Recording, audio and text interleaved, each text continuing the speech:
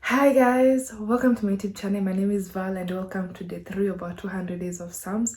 Today's Psalm is actually Psalms chapter 3, which shows David's dependence on God because he was in so much trouble, because he was trying to run away from his son Absalom, who was trying to overthrow him from his kingdom. And so yeah, let's get into it. Prior to Absalom, who was actually David's son, trying to overthrow the father David from his kingdom, God had actually sent Prophet Nathan to David, and because David had sinned so much against God, the instruction was that he would face so much trouble. And it got to a point where now in Psalms chapter 3 we see that David was really crying out to God that I'm in so much trouble. These people have turned against me, and the people who were his friends, they had turned against him, and they made him feel in so much trouble. And it got to a point where his friends would even tell him that even God himself, like, your situation is too bad, to a point where even God himself cannot even help you. There's something that David knew about God, because we see in verse 3 he considered God as a shield. Like, despite all these troubles that he was going through, he was still confident that he would raise a cry to God and God would hear him. And most of the times, the problem with us is that we really don't even know that God hears us, and sometimes we tend to feel like God doesn't see us. And this is the difference between us and David. Like, David, despite his sinful nature and just being in this whole mess and everybody against him, even his own son, he still knew that he was confident that raising a cry to God, and just he knew that God would hear him. To continue in verse 4, there's something about David that's just not normal. Like, I don't know, but it got to a point where in the midst of all this trouble, David even slept.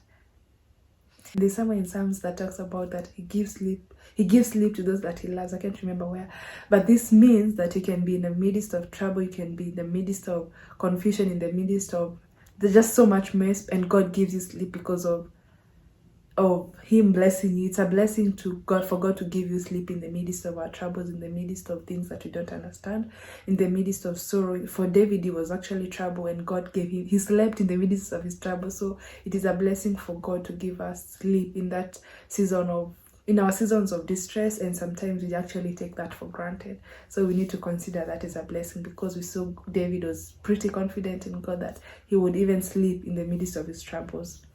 Because of David's dependence on God in this chapter, we see that he considered God as a sustainer, that in the midst of all these people, thousands, it talks about thousands of people against him.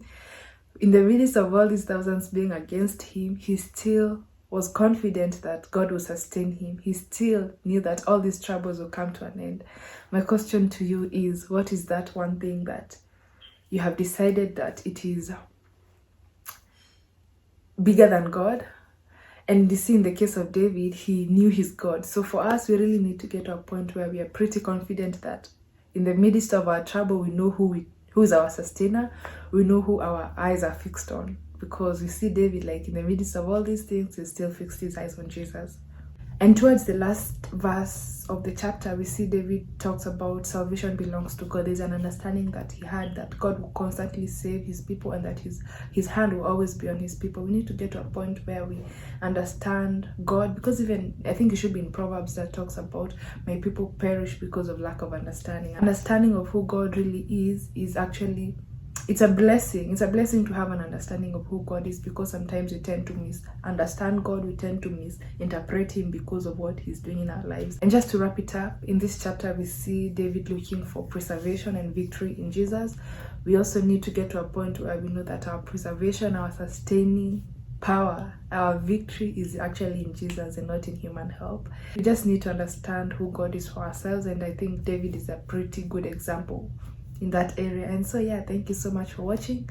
That's it for this video, and I will see you tomorrow, and bye.